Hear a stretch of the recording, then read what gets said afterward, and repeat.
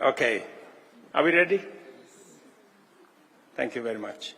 Ladies and gentlemen, this morning I had the honor of a meeting with women leaders to discuss a pressing and deeply troubling issue, the increasing cases of femicide in our country. The stories of lives tragically cut short and families shattered by this vice demand our immediate and urgent action. It is a stark reminder that we must act swiftly and decisively to protect the lives and the dignity of every woman and girl in Kenya. We know that every 4 out of 5 women killed is out of intimate partner violence, which means that our women are being killed in places they consider safe. I send my condolences and those of these leaders standing here with me to those who are in pain today because of these tragic events. I commend the women leaders for their commitment and the practical proposals and solutions that they have put forward to end this scourge.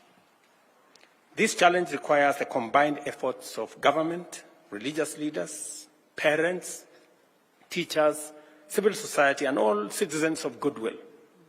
Protecting our daughters, sisters, and mothers begin at home, in our communities, and through all other institutions.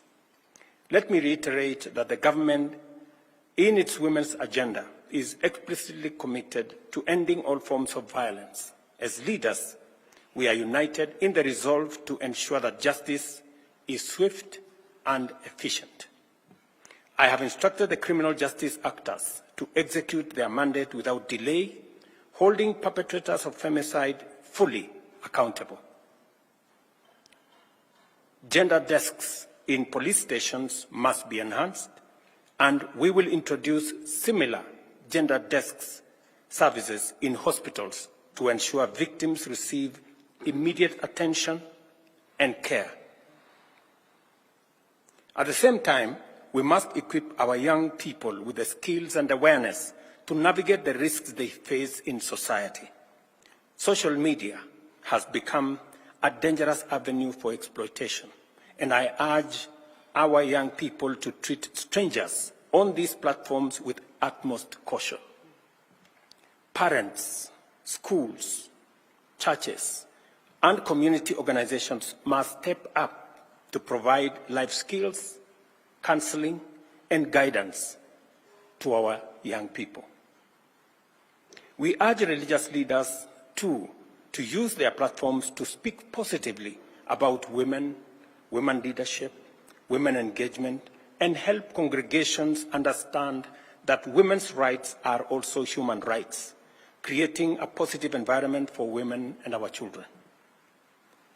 The government of Kenya is committed to ensuring that the structures that respond and support survivors do not re-victimize them.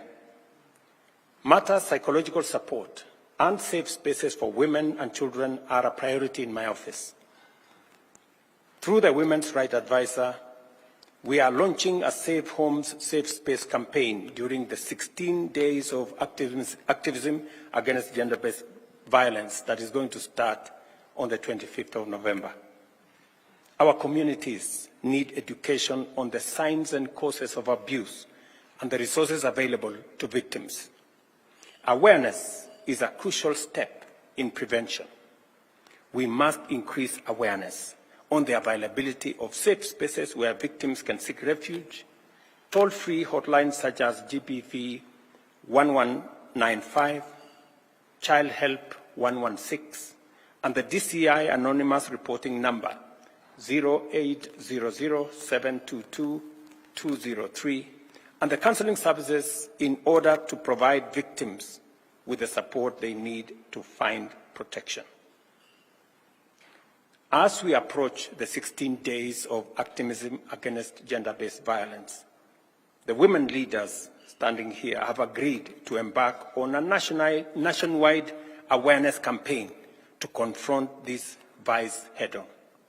This campaign will have the full support of my administration, and we are committing Kenya shillings 100 million for the Safe Home, Safe Spaces campaign and for the next 16 days of activism. And these women leaders will lead the way in making sure that our girls, our women, are made aware of the dangers they face, especially when they engage with strangers, when they engage with people in social media, in strange places, with strangers. It endangers their lives and it weakens their ability to be able to extricate themselves. I urge every Kenyan to join in this movement, to speak out, to educate, and to stand united against femicide. Finally, parents have a crucial role, and I say so as a parent of 4 girls myself. Be present and approachable for your children. Let us create homes where children feel safe, supported, and loved. A strong family is the first line of defense against the dangers lurking in our society.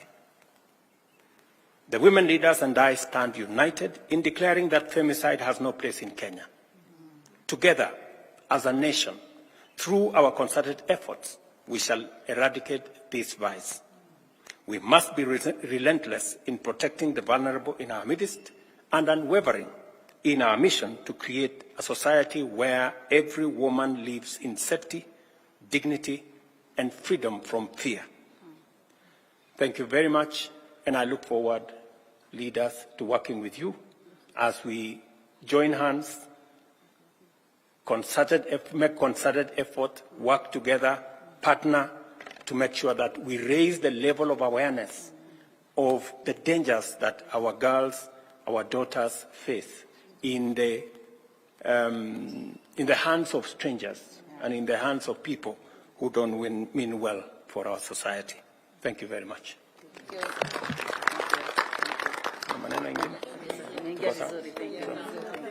you.